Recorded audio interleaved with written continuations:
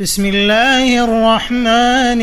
الرحيم تبارك الذي بيده الملك وهو على كل شيء قدير الذي خلق الموت والحياة ليبلوكم أيكم أحسن عملا وهو العزيز الغفور الذي خلق 7 سماوات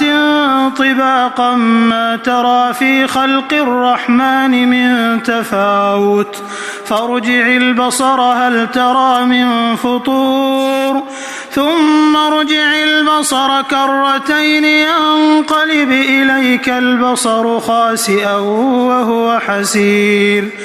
ولقد زينا السماء الدنيا بمصابيح وجعلناها رجوما للشياطين وأعتدنا لهم عذاب السعير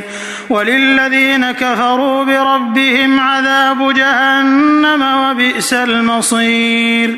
إذا ألقوا فيها سمعوا لها شهيقا وهي تفور تكاد تميز من الغيظ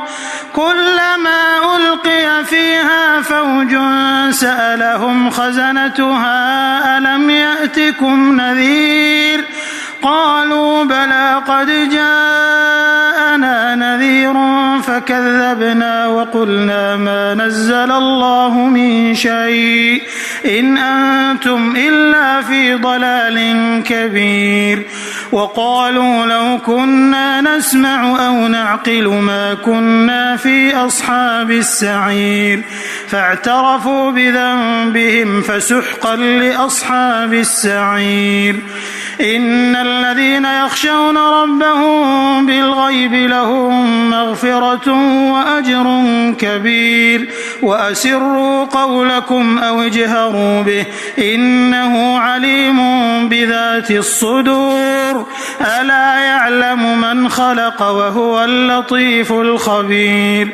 هو الذي جعل لكم الأرض ذلولا فامشوا في مناكبها وكلوا من رزقه وإليه النشور أأمنتم من في السماء أن يخسف بكم الأرض فإذا هي تمور